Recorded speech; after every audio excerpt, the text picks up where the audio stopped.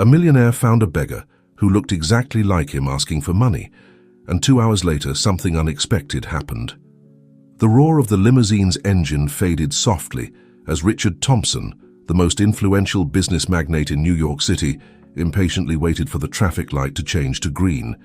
His fingers drummed on the leather steering wheel, his mind already on the next board meeting. At 55 years old, Richard was the very image of success. Impeccable suit, perfectly groomed salt and pepper hair, and a penetrating gaze that had closed countless million-dollar deals. The tapping on the window abruptly pulled him from his thoughts. With a sigh of annoyance, Richard lowered the tinted glass, ready to dismiss the beggar du jour with a few coins, but the words froze in his throat. In front of him, with an outstretched hand and a weary look, was a face he hadn't seen in over 50 years, a face that was the exact reflection of his own, marked by time and hardship, but unmistakable. Robert. The word escaped his lips as an incredulous whisper. The beggar blinked, confused. How do you know my name?" Richard felt the world come to a standstill. Memories flooded his mind. Two identical boys playing in the backyard of a modest house in the outskirts of New York City shared laughter, dreams of conquering the world together. And then, the accident. The train. The screams. The crushing certainty that his twin brother, his other half, was gone forever. "Robert, it's me. Richard, your brother." The revelation fell like lightning between the two men. Robert took a step back, his eyes scanning the luxurious car, the expensive suit, and finally fixing on Richard's face.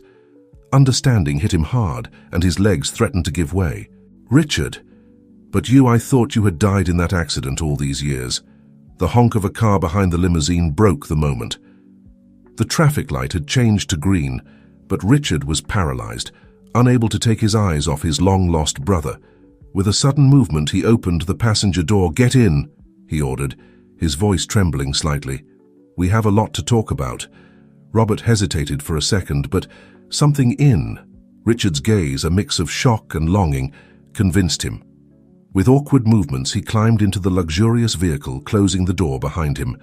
The limousine pulled away from the traffic light, leaving behind a line of annoyed cars and confused drivers.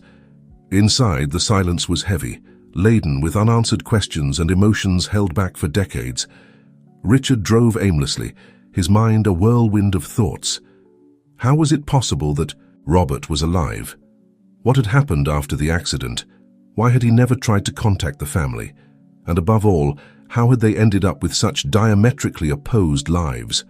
Robert, for his part, observed with amazement the interior of the limousine, a world so far removed from the streets that had been his home for years. His calloused hands, stained by years of hard work and survival, contrasted sharply with the soft leather of the seats. Finally, Richard broke the silence. "We thought you had died in that train accident, Mum and Dad. They never fully recovered." Robert closed his eyes, the pain evident on his face. I woke up in a hospital. I couldn't remember anything. My name, my family, everything had been erased. They told me I had been found wandering near the tracks, injured and confused." Richard gripped the steering wheel tightly. "And after that?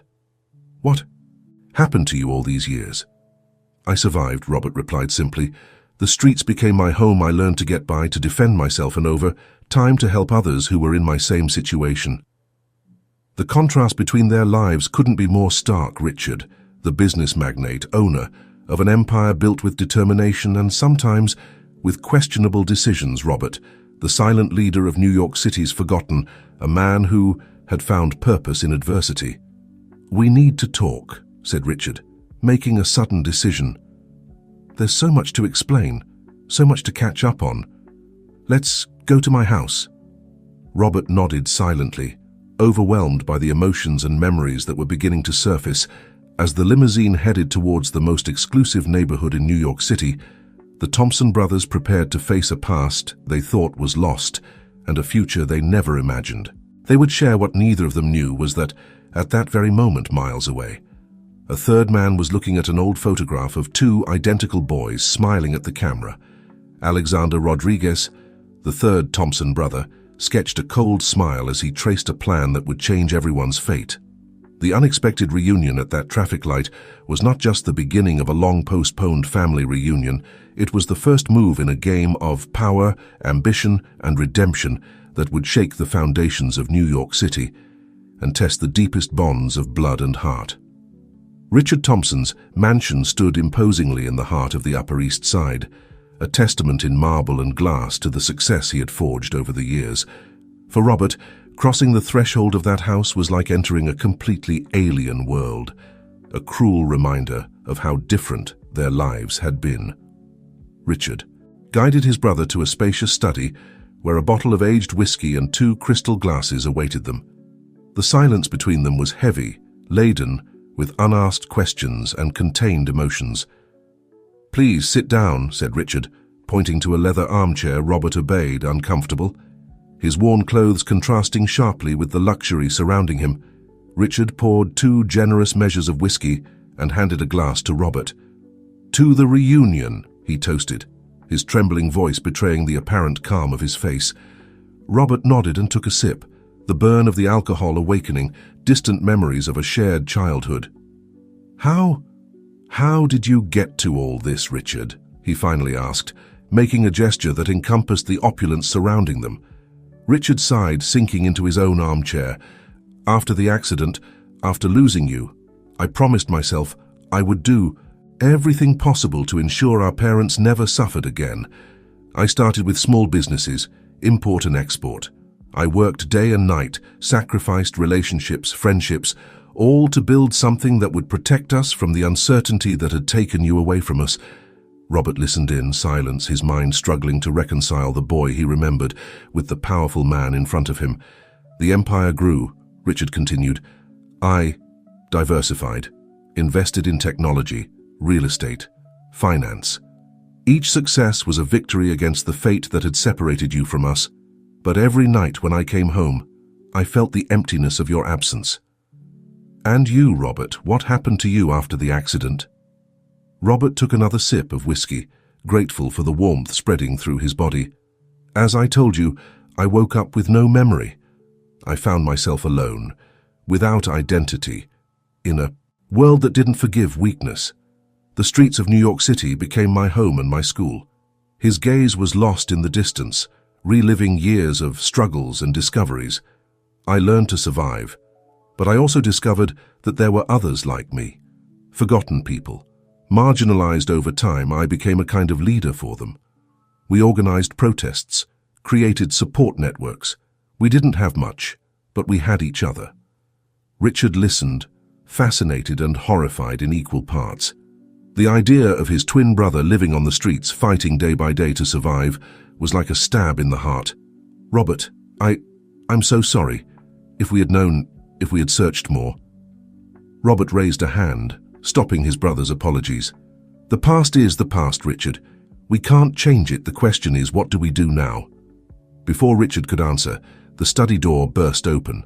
An elegant woman, in her 50s, entered with a determined step. "Richard, where have you been? The board of directors is furious. You've missed the most important meeting of—" Her voice trailed off as she saw Robert. Her eyes widened, moving from one brother to the other in disbelief. "Sarah, honey," said Richard, standing up. "I'd like you to meet Robert. My brother, Sarah Thompson, Richard's wife and vice president of the company, stood frozen.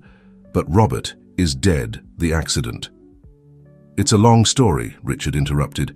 "A story we need to share with the whole family." At that moment, Richard's phone rang insistently. Seeing the number on the screen, he frowned. "Excuse me, I have to take this call." Richard went out to the balcony, leaving Robert and Sarah in an uncomfortable silence. Meanwhile, on the phone line, a deep and threatening voice resonated in Richard's ear. "Mr. Thompson, I hope you're prepared for the storm that's coming. Your empire is about to crumble, and you don't even imagine where the blow will come from." Richard gripped the phone tightly. "Who are you? What do you want?" A cold laugh was the only response before the call was cut off. Richard stood looking at the city sprawling before him, a sense of dread settling in his chest. The reunion with Robert, which should have been a moment of joy, was now overshadowed by an unknown threat. Inside the study, Robert observed Sarah with curiosity. "So you're my brother's wife?" Sarah nodded, regaining her composure. "And his business partner, Robert. I can't imagine what you've been through, but you must understand that the sudden appearance of a lost brother, well, it's complicated." "Complicated," repeated Robert, a note of bitterness in his voice. "I suppose you're referring to the legal and financial implications of my existence." Sarah had the decency to look ashamed. "I didn't mean for it to sound like that. It's just that I'm an inconvenience to the empire you've built," Robert completed. "Don't worry, I'm not here to claim anything. My life is on the streets with the people who need me." Richard returned at that moment, his face pale and tense. "We need to talk," he said, looking at Sarah. "Something's happening in the company, and I have a feeling this is just the beginning." Robert stood up, suddenly feeling out of place. "Maybe I should go. You have important matters to attend to." "No," Richard said firmly, putting a hand on his brother's shoulder. "I just found you, Robert. I'm not going to lose you again. Besides, I have a feeling I'm going to need your help." The three looked at each other, each aware that their lives had just changed irrevocably. Outside, the sun was beginning to set over New York City, tinting the sky blood red. It was the prelude to a storm that was about to break over the Thompson family, a storm that would test the bonds of blood, love, and loyalty. What none of them knew was that at that very moment, Alexander Rodriguez was sitting in his luxurious office, smiling as he reviewed documents that could destroy Richard's empire. The third Thompson brother, raised in opulence but consumed by resentment, was ready to make his move. The game had begun, and the board was the entire city of New York: Richard, the magnate; Robert, the leader of the forgotten; and Alexander, the vengeful shadow. Three brothers, a shared past, and an uncertain future. The unexpected reunion was just the beginning of a story that would shake the foundations of their lives and of American society. The morning after the reunion dawned gray over New York City, as if the city itself sensed the storm that was approaching. In the Thompson mansion, Richard prepared to face the board of directors, his mind divided between the joy of reuniting with Robert and the mysterious threat hanging over his empire. Robert, for his part, woke up disoriented in the guest room. The luxury surrounding him contrasted brutally with the life he had led for decades. He dressed in the clothes Richard had lent him, feeling like an imposter in his own skin. In the dining room, the brothers met Sarah, who greeted them with a tense smile. "Good morning," she said, serving coffee. "Richard, the board meeting is scheduled for 10. "We need a strategy." Richard nodded, his face a mask of determination. "Robert," he said, turning to his brother, "I know this is sudden, but I'd like you to come with me to the office. There's something I want to show you." Robert hesitated. "I don't know if it's a good idea, Richard. I don't belong in that world." "Please," Richard insisted. "You're my brother. A part of you will always belong to my world, just as a part of me will always belong to yours." Moved by Richard's words, Robert finally agreed. Meanwhile, in another part of the city, Alexander Rodriguez was preparing to deliver the first blow in his elaborate plan for revenge. At the central offices of Thompson Industries, a glass and steel skyscraper that dominated the New York City skyline, Richard and Robert were greeted by curious looks and surprised whispers. The resemblance between the brothers was impossible to ignore, and rumors began to spread like wildfire. Richard guided Robert to his office on the top floor, a spacious room with panoramic views of the city. "I want to show you something," he said, heading to a safe hidden behind a painting. From the safe, Richard extracted an old photo album and a yellow document. "This is all I have left of our childhood," he explained, opening the album. "And this is our birth certificate. We're triplets, Robert." Robert felt the ground move beneath his feet. "Triplets? But how?" "Alexander," Richard murmured, pointing to a photo where three identical boys smiled at the camera. "Our third brother. He disappeared the same night as the accident. We never knew what became of him." Before Robert could process this new information, the office door burst open. Sarah entered, her face pale. "Richard, you need to see this." She turned on the office TV, tuning to a news channel on the screen. A man with a familiar face to the Thompson brothers was giving a press conference. "My name is Alexander Rodriguez," the man announced, his voice firm and determined. "Although perhaps I should say Alexander Thompson, I am the lost brother of Richard Thompson, the CEO of Thompson Industries, and I'm here to claim what rightfully belongs to me." Richard and Robert watched, stunned, as Alexander detailed a story of abandonment and betrayal, accusing Richard of deliberately leaving him behind to keep the entire family empire for himself. "This is a disaster," Sarah muttered. "The board of directors is in panic. Shareholders are demanding answers." Richard collapsed into his chair, overwhelmed. "I don't understand. How is this possible? We thought he had died in the accident, just like Robert. Robert, who had remained silent until that moment, stepped forward. "Richard, I need you to tell me everything, every detail of that night, of what happened afterwards. If we're going to face this, we need the whole truth." Richard nodded, his face a mix of determination and fear. "You're right, but first we have to deal with the board of directors. Robert, I know it's asking a lot, but would you accompany me? Your presence might help calm the waters." Robert hesitated for a moment, aware that he was about to immerse himself in a world he had always rejected, but looking into his brother's eyes, he saw something he hadn't seen in decades: family. "I'm with you, brother," he finally said. As Richard and Robert prepared to face the board of directors, Alexander watched the broadcast of his own press conference from a luxurious penthouse. By his side, a figure in the shadows smiled with satisfaction. "Phase 1 completed," said Alexander, raising a glass of champagne. "Soon everything Richard built will be ours." The figure in the shadows nodded. "Remember, our deal, Alexander. I help you destroy Richard and you give me control of operations in the south." Alexander smiled, a cold and calculating smile. "Of course, my dear partner.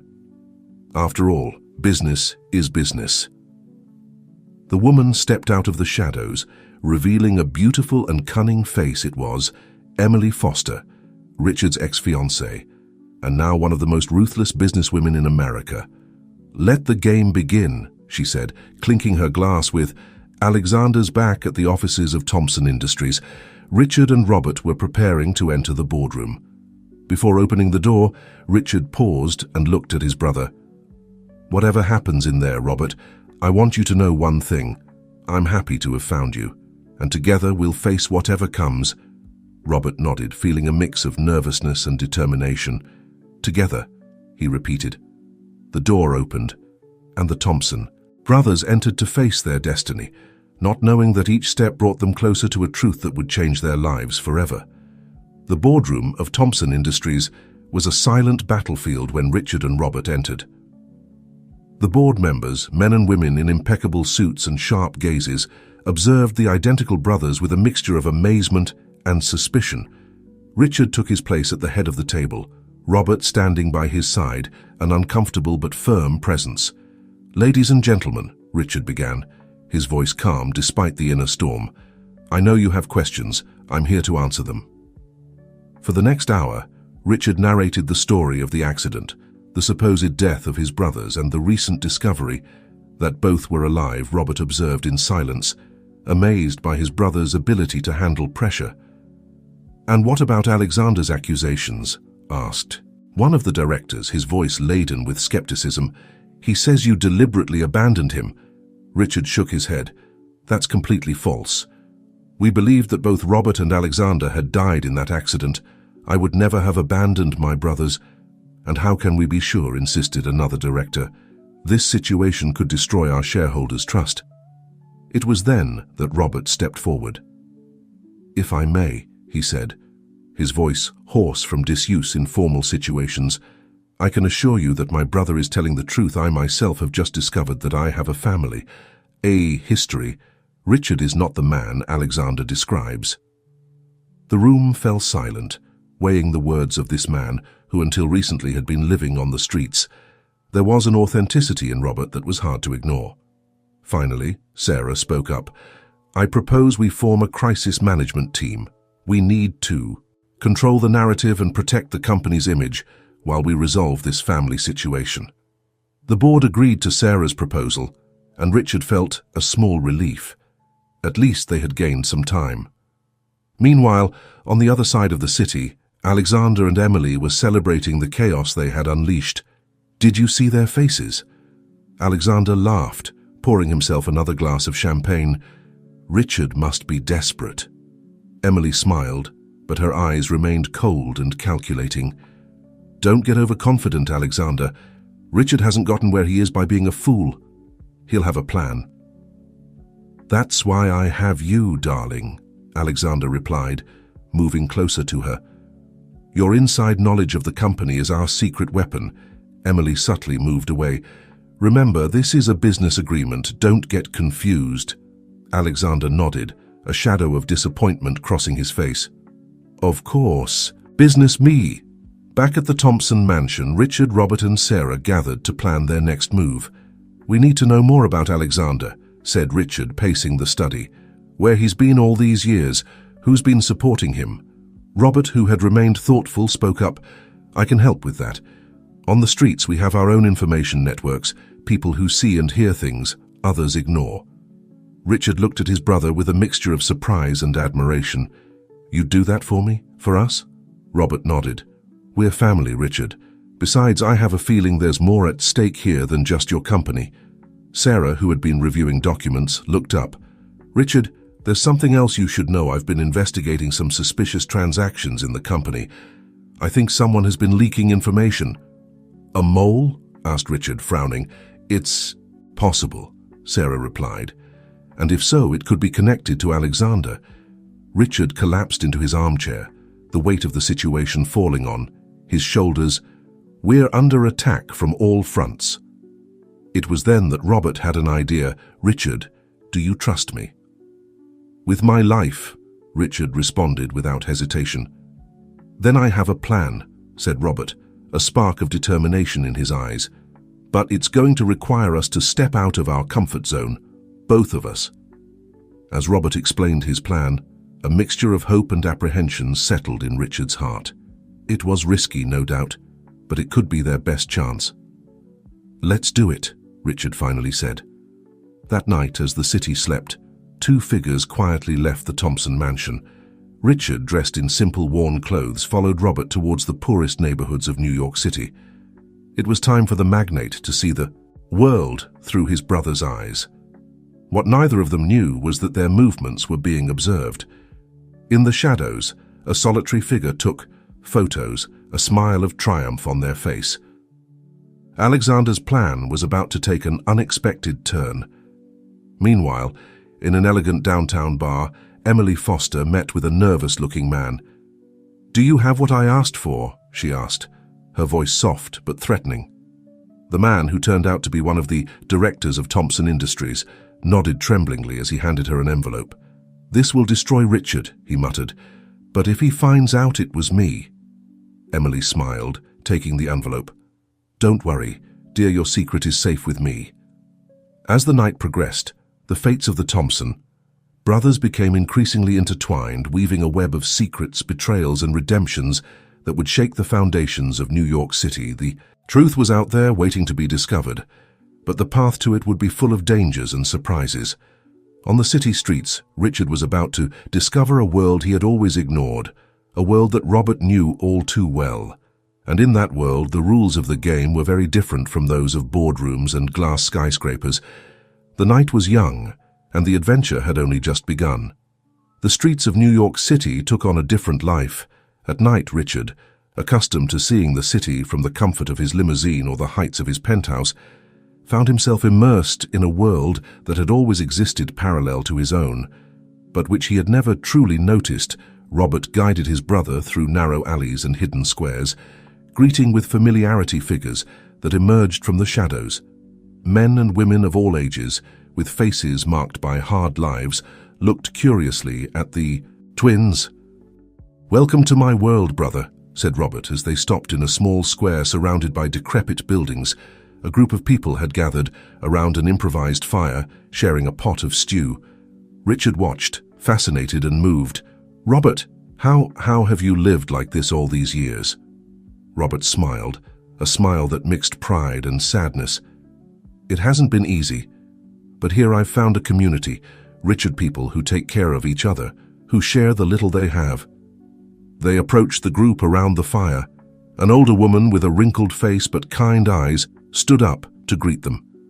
"Robert, my dear," she said, hugging him. "Who's your friend?" "Mrs. Johnson," Robert replied affectionately. "This is my brother, Richard." A murmur of surprise ran through the group.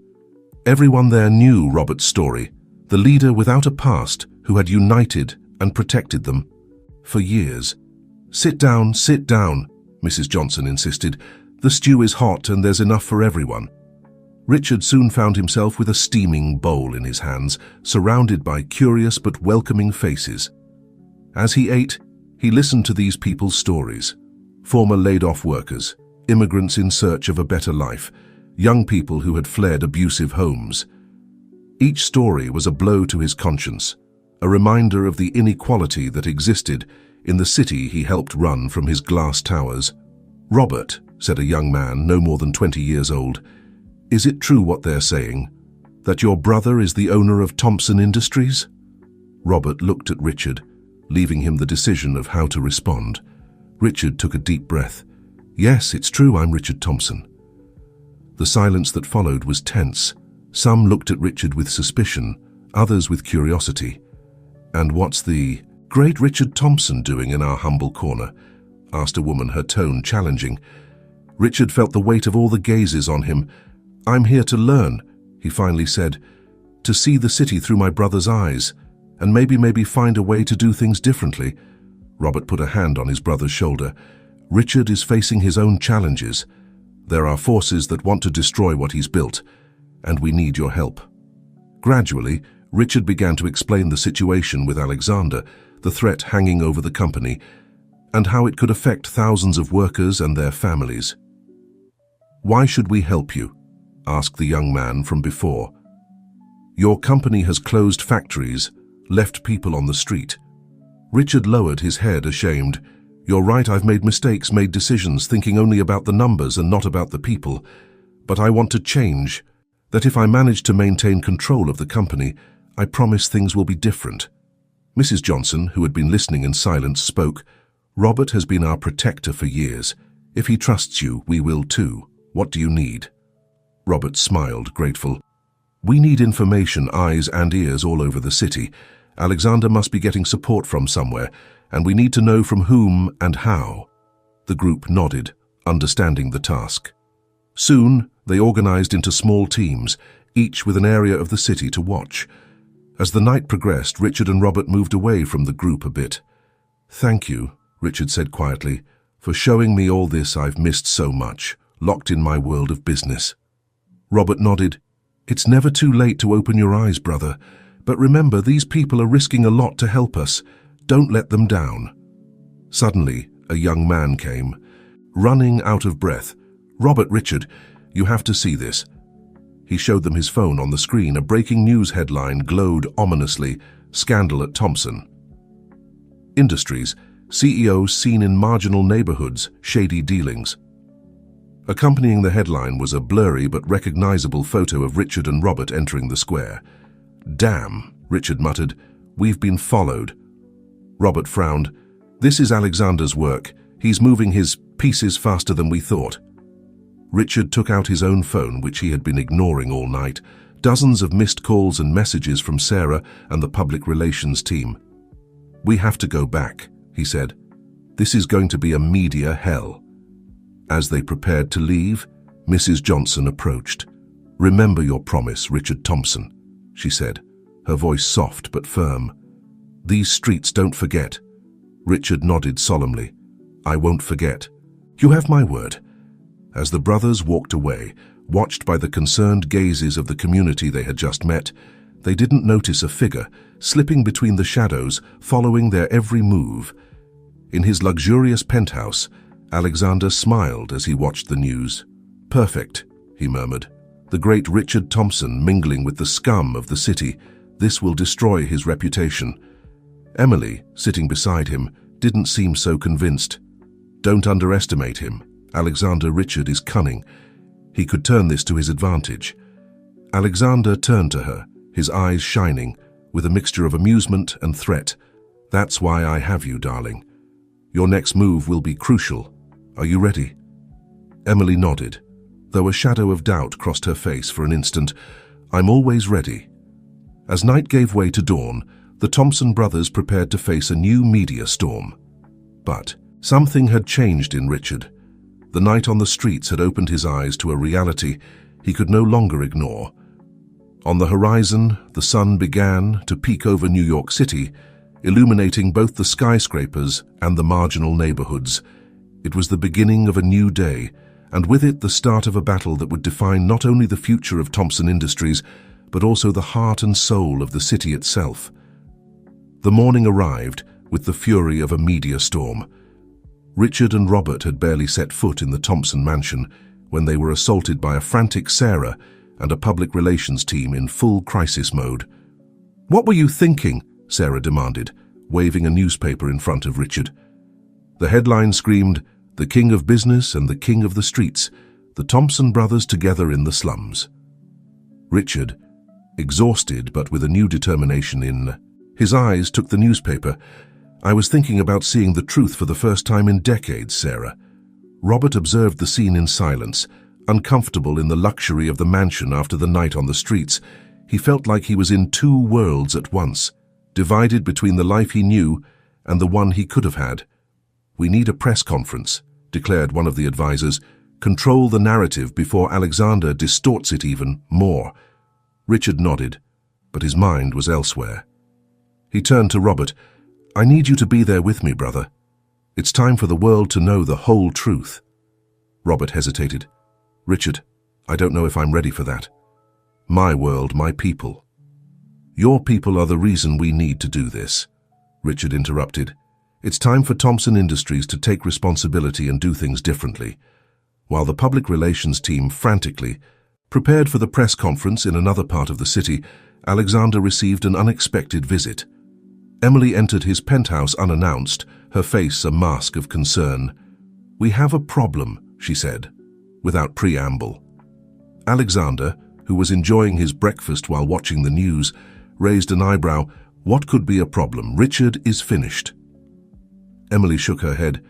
"You don't understand. I've been investigating, Alexander. The story you told me about how Richard abandoned you, it doesn't add up." Alexander visibly tensed. "What do you mean?" "I found records, Alexander, from the orphanage where you grew up. You were adopted by the Rodriguezes weeks after the accident. Richard and his parents searched for you for years." Alexander's face contorted into a mask of fury. "You're lying. My adoptive parents told me." "Your adoptive parents lied," Emily interrupted. "I don't know why, but they did. And now our entire plan is at risk." Alexander stood up abruptly, his breakfast forgotten. "It doesn't matter. We have enough to destroy Richard, his reputation, his company." "And then what?" Emily asked. "Have you thought about what will happen afterwards? Thousands of jobs at risk, families that depend on Thompson Industries." For a moment, Alexander seemed to hesitate, but then the hardness returned to his eyes. "It's too late to back down. We'll proceed as planned." Emily looked at him for a long moment. "Very well," she finally said, "but remember, Alexander, every action has consequences." Meanwhile, at the Thompson mansion, Richard and Robert were preparing for the press conference. Richard, dressed in his usual impeccable suit, looked at his brother, who had insisted on wearing his own worn clothes. "Are you sure about this?" Richard asked. Robert nodded. "If we're going to tell the truth, it has to be the whole truth, no masks, no pretenses." When the Thompson brothers stepped out to the podium, facing a horde of journalists and cameras, the contrast between them couldn't be more evident. And yet there was a unity, a shared strength that was palpable. Richard cleared his throat and began, "Good morning, I'm here today, not only as CEO of Thompson Industries, but as a brother, as a son, and as a man who has made mistakes and is willing to correct them." He proceeded to tell the complete story. The accident, the loss of his brothers, the years of fruitless searching, and finally, the unexpected reunion. "For years," he continued, his voice laden with emotion, "I built an empire thinking it was the only way to honor the memory of my lost brothers. But in the process, I lost sight of what really matters. People, the community, the responsibility we have to those less fortunate. Robert stepped forward. "My name is Robert Thompson," he said, his voice hoarse but firm. "For decades, I lived on the streets of this city, with no memory of my past, but I found a new family among those society has forgotten, and now with my brother by my side, we are committed to doing things differently." The camera flashes became frantic. Journalists shouted questions, but Richard raised a hand to silence them. "From today," he announced, "Thompson Industries commits to a new business model, one that prioritizes the well-being of our employees and the communities in which we operate. We will implement affordable housing programs, job training, and support for small entrepreneurs in the most needy neighborhoods." Robert smiled, proud of his brother, but his smile faded when he saw a familiar figure among the crowd of journalists. "Richard," he murmured, "look, there in the front row was Alexander, his face a mask of fury and confusion. Beside him, Emily watched the scene with a mixture of admiration and calculation. Richard saw his third brother, and on impulse did the unthinkable. "Alexander," he said into the microphone, "I know you're there, and I know you have questions, accusations, maybe even hatred towards me, but you're our brother. And this family has been separated for too long. I invite you here and now to join us, to hear the truth and be part of something bigger than ourselves." The silence that followed was deafening. Alexander, caught by surprise, seemed to be struggling with himself, Emily whispered, something in his ear, but he ignored her. Slowly, as if each step were a battle, Alexander began to move towards the podium. The camera flashes became frantic, capturing the moment when the three Thompson brothers met face to face for the first time in over 50 years. The fate of Thompson Industries, and perhaps all of New York City, hung by a thread.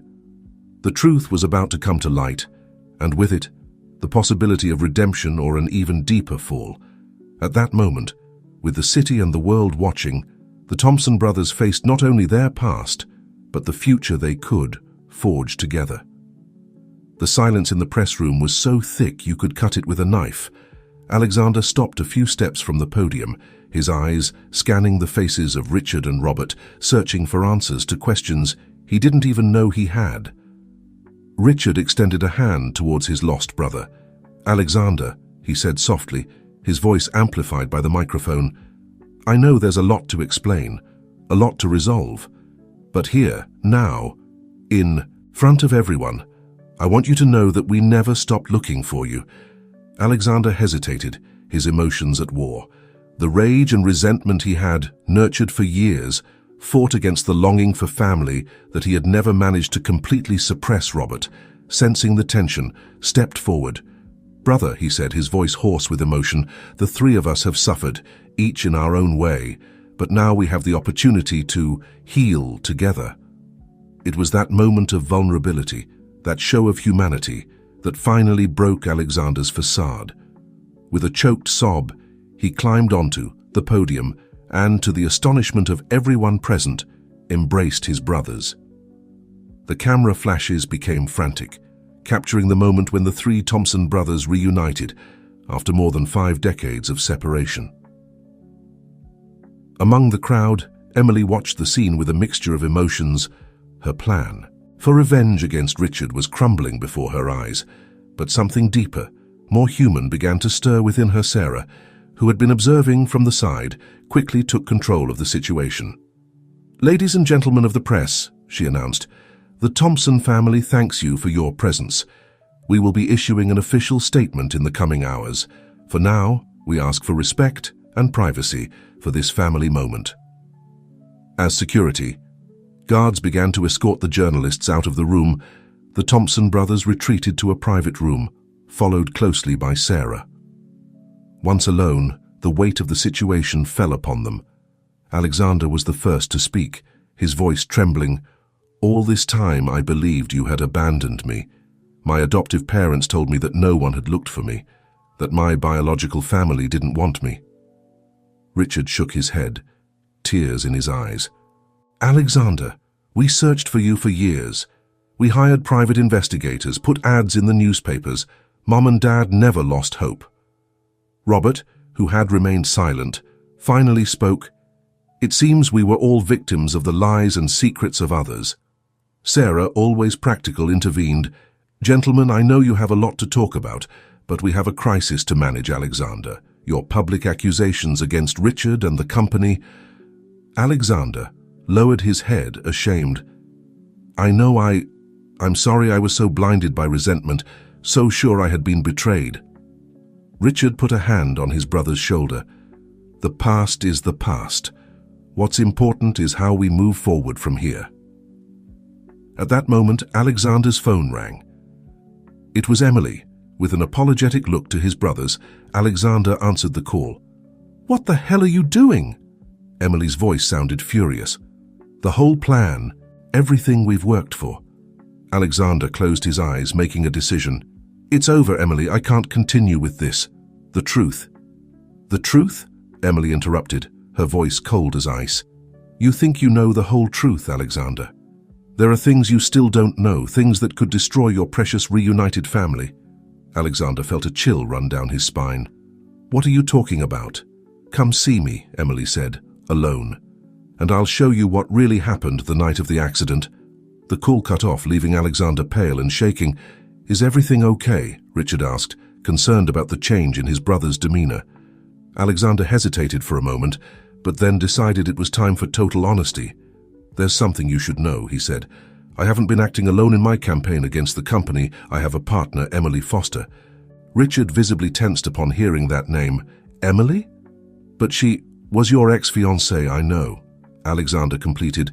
"She found me a few months ago, told me her version of the story, of how you had betrayed and abandoned her for the company." Robert, who had been listening attentively, intervened. "And what does she want now?" Alexander looked at his brothers, doubt clear in his eyes. "She says she has information about the night of the accident, information that could change everything." A heavy silence fell over the room. Richard and Robert exchanged glances, years of unspoken secrets and pain passing between them. Finally, Richard spoke. "We'll go together," he said firmly. "Whatever the truth is, we'll face it as a family." Sarah, who had been observing the interaction, stepped forward. "This could be a trap," she warned. "Emily is dangerous, and she has a lot to lose if the truth comes out." Robert nodded, his street experience making him cautious. "Sarah's right, we need to be careful." Alexander looked at his brothers, a mixture of gratitude and determination in his eyes. "Thank you," he said softly, "for trusting me despite everything I've done." Richard smiled, a tired but genuine smile. "We're family, Alexander. That means something." As the Thompson brothers prepared to face whatever Emily had in store for them, in another part of the city, the woman in question stared fixedly at an old yellowed envelope. Inside, documents and photographs that had remained hidden for decades threatened to come to light. Emily took a sip of her wine, her mind a whirlwind of emotions and calculations. The truth she was about to reveal would not only change the fate of the Thompson brothers, but her own as well. "Let the final game begin," she murmured to herself, as the afternoon sun bathed New York City in golden tones, oblivious to the drama that was about to unfold in its streets.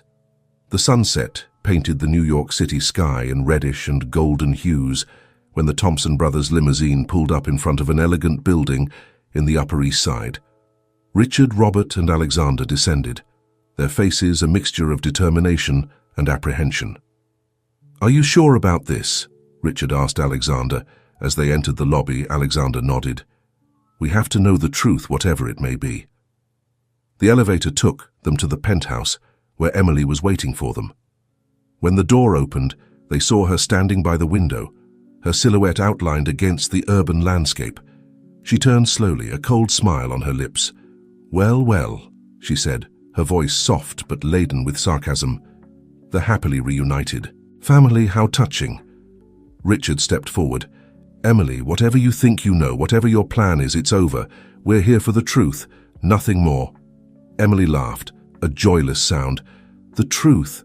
Oh, Richard, always so noble. Are you sure you can handle the truth?" Robert, who had been observing in silence, intervened. "Ma'am, we've lived with lies and secrets for too long. Whatever it is, we're prepared." Emily looked at them one by one, pausing on Alexander. "And you, my dear partner, Are you ready for your world to crumble once again? Alexander swallowed hard but nodded. Do what you have to do, Emily. With a theatrical movement, Emily pulled out a yellowed envelope from a nearby drawer. Here it is, gentlemen, the truth about the night of the accident, about why you were separated, about the great secret of the Thompson family. With trembling hands, Richard took the envelope and opened it. Inside were old photographs, official documents, and a handwritten letter. As the brothers crowded to see the contents, their faces went from curiosity to shock and then to horror. This can't be true," Richard murmured, his voice barely a whisper. Robert took one of the photographs, his eyes wide with disbelief. "But if this is true, it means that—" Alexander completed the sentence, his voice broken with emotion, "that our parents were responsible for the accident." Emily watched with a mixture of satisfaction and something deeper, almost like remorse. "Oh, it's true. Your dear father, in a desperate attempt to save the family business from bankruptcy, orchestrated the train accident. The idea was to collect the life insurance of one of you, but things got out of control." Richard collapsed into a nearby armchair, overwhelmed. How did you obtain this information?"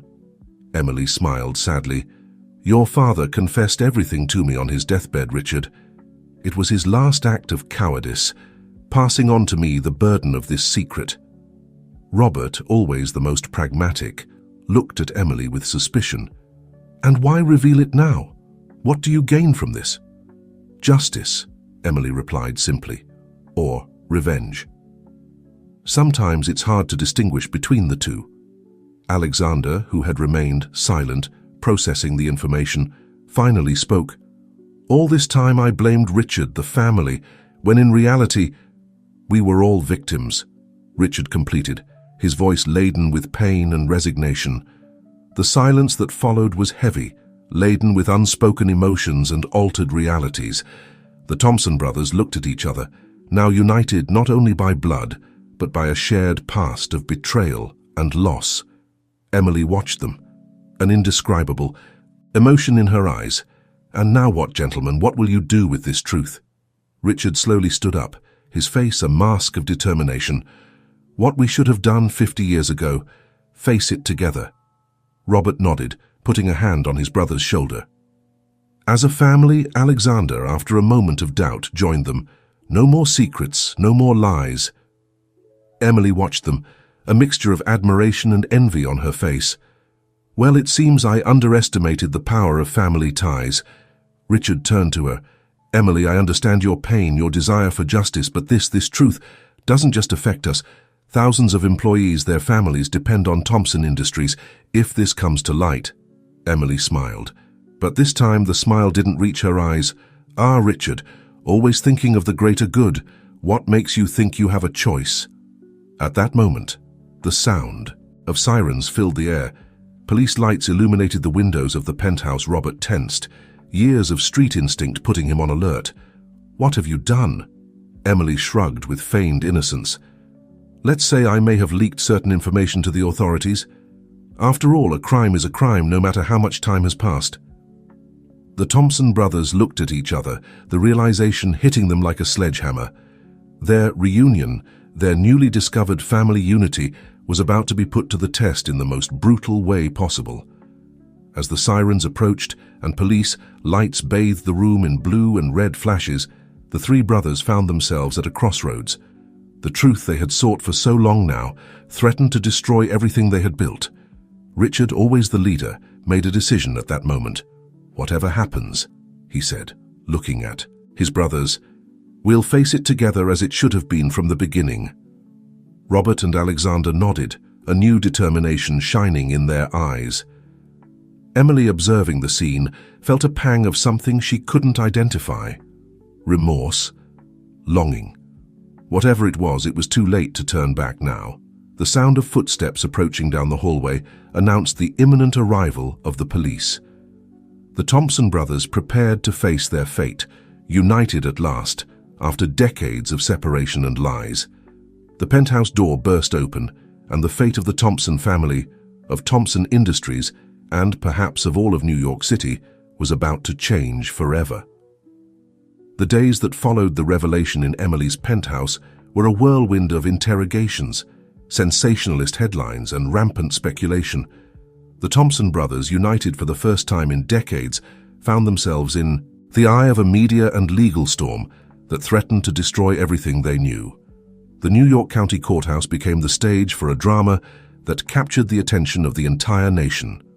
Richard, Robert, and Alexander, dressed in somber suits, walked together through the marble hallways, flanked by an army of lawyers and pursued by a cloud of journalists hungry for the latest scoop.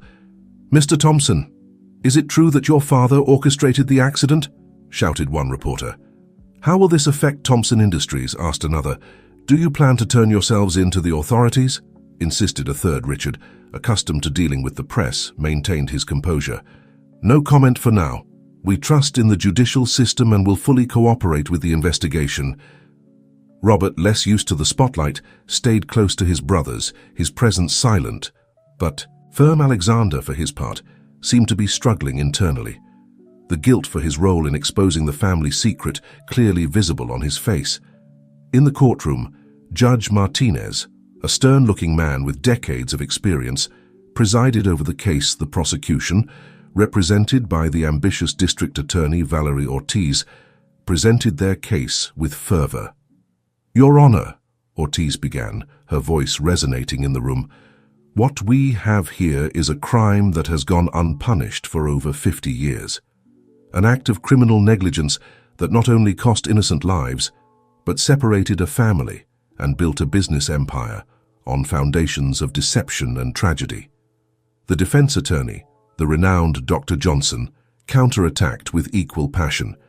"The prosecution conveniently forgets that the true perpetrators of this alleged crime are no longer among us to face justice. My clients, the Thompson brothers, were children at the time of the accident, victims, not perpetrators. As the trial progressed, witnesses came and went, former employees of the railroad company, investigators who had worked on the original case, even Emily Foster, whose testimony was as dramatic as it was revealing. "Yes, it's true," Emily declared from the stand, her voice trembling slightly. "Richard Thompson Sr. confessed everything to me on his deathbed. The guilt was consuming him, and he believed that by sharing the truth with me, he would somehow redeem himself." The audience in the courtroom collectively gasped. Richard closed his eyes, the weight of his father's actions falling heavily on his shoulders. Robert squeezed his brother's hand in support, while Alexander stared straight ahead, his face a mask of contained emotions. Outside the courthouse, the city of New York seemed divided. Protesters gathered daily, some demanding justice and the dismantling of Thompson Industries, others defending the company's legacy and the jobs it provided to thousands of families. In the streets where Robert had lived for decades, people gathered in vigils praying for the man who had protected and guided them for so long. In the hallways of Thompson Industries, nervous employees whispered about their future, fearing that the empire would crumble and take their jobs with it. As the trial neared its conclusion, the time came for the Thompson brothers to testify. Richard was the first to take the stand. "Mr. Thompson," District Attorney Ortiz began, "when did you learn of the true circumstances of the accident that separated your family?" Richard took a deep breath before responding, "I found out the same night as my brothers, when Emily Foster revealed the truth to us.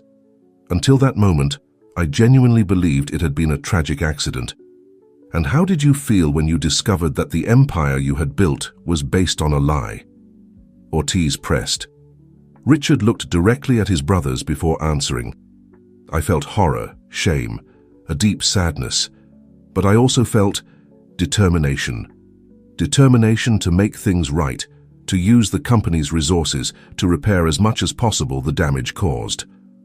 When it was Robert's turn, his testimony moved the room.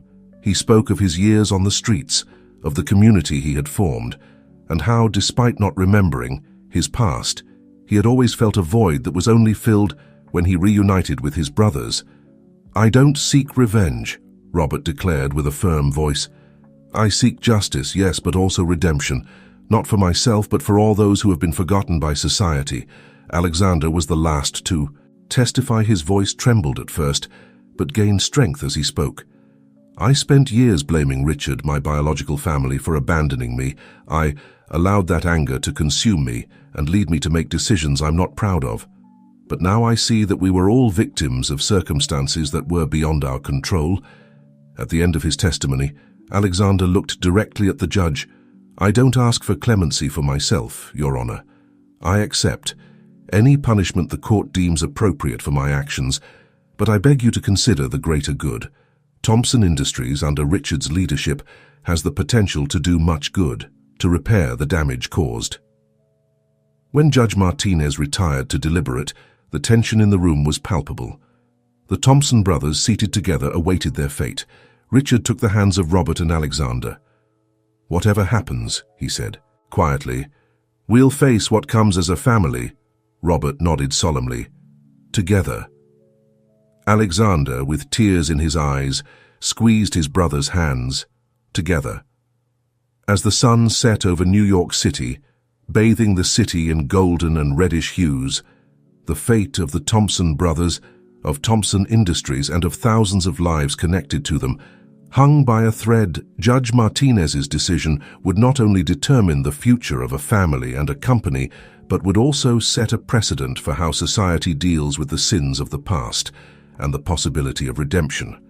In the streets, in offices, in homes, across the city, people waited with bated breath. Judge Martinez's verdict would not only be a judgment on the Thompsons, but a judgment on time itself and its capacity to heal, punish, or redeem. The New York County Courthouse was in sepulchral silence when Judge Martinez returned to the room. The Thompson brothers, seated together in the front row, straightened up, their faces a mixture of anxiety and resolution. "In the case of the people versus Thompson Industries and the Thompson brothers," the judge began, his voice resonating in the room, "this court has reached a decision." The world seemed to hold its breath as the judge continued. "The crimes committed more than 50 years ago are serious and cannot be ignored. However, this court also recognizes that the true perpetrators are no longer among us to face justice."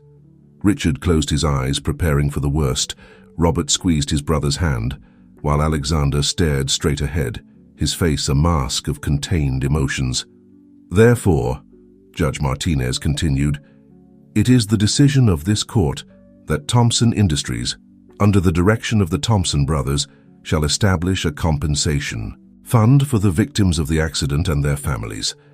Additionally, the company will undergo a court-supervised restructuring with the aim of ensuring ethical and transparent practices in all its operations."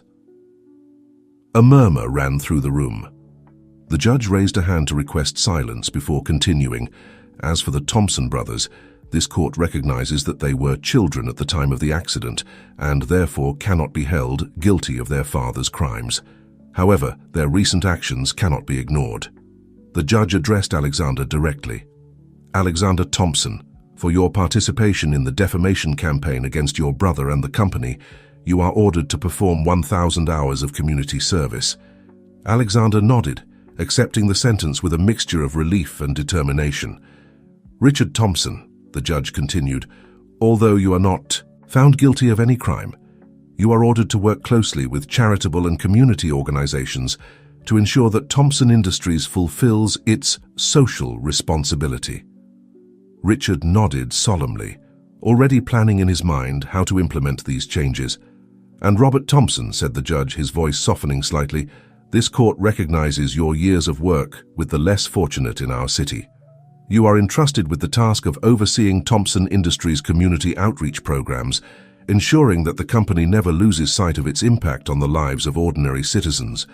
Robert, surprised but moved, accepted the responsibility with a nod of his head. "It is the hope of this court," Judge Martinez concluded, "that this sentence will not only provide a measure of justice for the errors of the past, but also pave the way for a better future. Case closed." The bang of the gavel resonated in the room, sealing the fate of the Thompson brothers and Thompson Industries. Outside the courthouse, a crowd anxiously waited. When the brothers emerged, they were greeted with a mixture of cheers and boos. Richard, taking the initiative, approached the journalists' microphones, "We accept the court's decision with humility and determination." He declared, "Thompson Industries has been part of this city for generations, and it's time we fully assume our responsibility to the community. I promise that from today on, every decision we make, every project we undertake, will have as its main objective the well-being of the citizens of New York City." Robert stepped forward. "For years I saw firsthand the struggles of the less fortunate in our city. Now, with the resources of Thompson Industries, we have the opportunity to make a real difference. We will not waste this opportunity." Alexander, the last to speak, did so with a trembling but firm voice. "I have made mistakes, driven by resentment and anger, but my brothers have taught me the power of forgiveness and family unity. I will dedicate every hour of my community service, and every day after that, to repairing the damage I have caused and building a better future for our city." As the Thompson brothers walked away from the courthouse, surrounded by a ring of security, the city of New York seemed to be at a turning point. News of the sentence spread quickly, generating heated debates in cafes, offices, and homes. In the days and weeks that followed, Thompson Industries began its transformation. Under Richard's direction, with Robert's advice on social issues and Alexander's renewed energy, the company began to implement significant changes. The compensation fund for the victims of the accident was quickly established, providing financial and emotional support to families who had suffered in silence for decades. Robert oversaw the creation of affordable housing programs and job training in the city's most needy neighborhoods. Alexander, fulfilling his community service, became a familiar face in soup kitchens and community centers. The transformation wasn't easy. There was resistance within the company, shareholders concerned about the costs of these new programs, and skeptics who doubted the sincerity of the changes. But little by little, the determination of the Thompson brothers began to bear fruit. 6 months after the trial, on a sunny spring afternoon, the three brothers met on the rooftop of Thompson Industries' main building. From there, they had a panoramic view of the city they had sworn to serve and improve.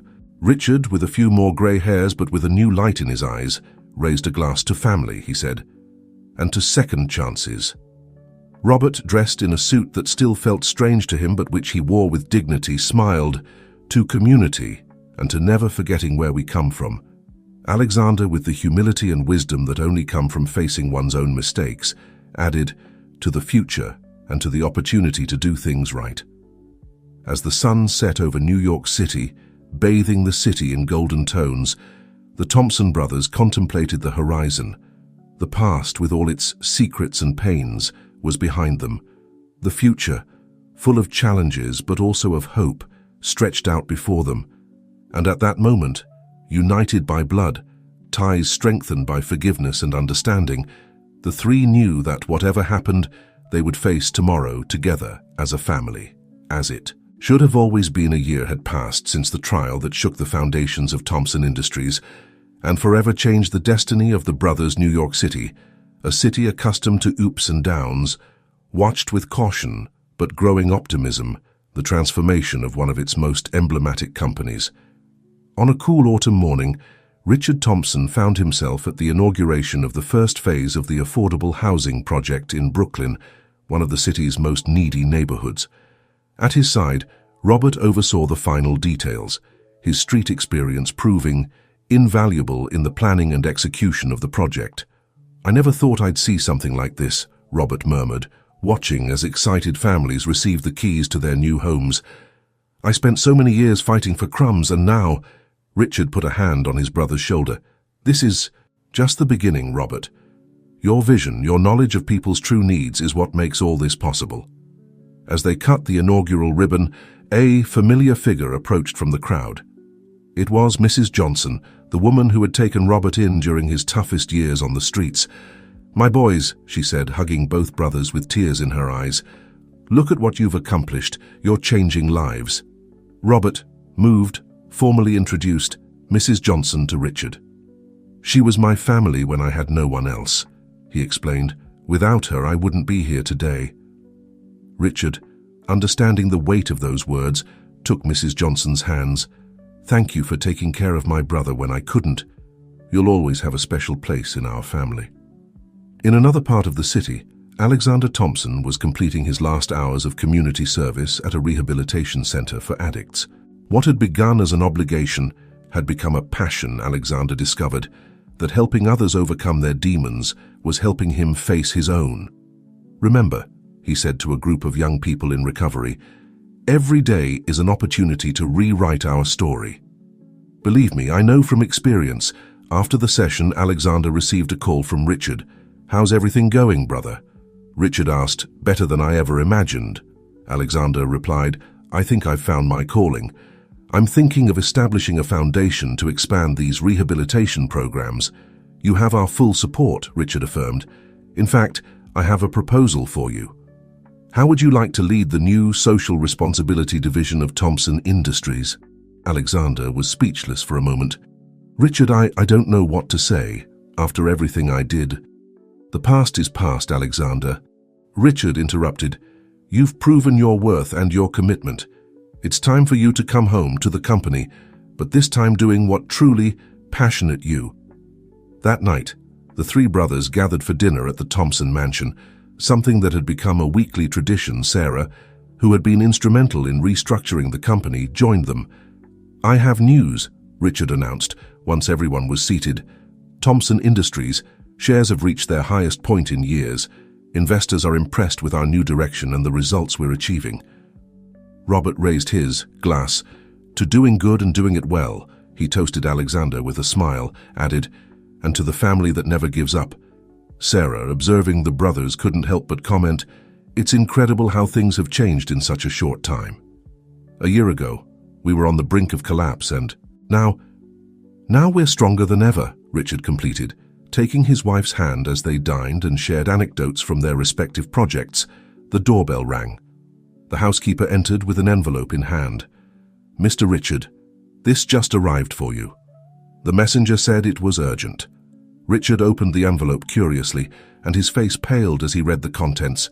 "It's from Emily," he said, his voice barely a whisper. The brothers exchanged concerned looks. Emily Foster, the woman who had triggered the entire crisis, had disappeared after the trial. No one knew her whereabouts. "What does it say?" Robert asked, tensing. Richard read the letter aloud. "Dear Thompson brothers, a year has passed since our paths crossed in the most dramatic way possible. I have been observing from the shadows, seeing how you have transformed not only your company, but your lives and the lives of many in New York City. I confess that when I revealed the truth about the accident, I was driven by rancor and a desire for revenge. I never imagined that so much light could be born from that darkness. I write to you not to seek forgiveness, but to offer you one last piece of the puzzle.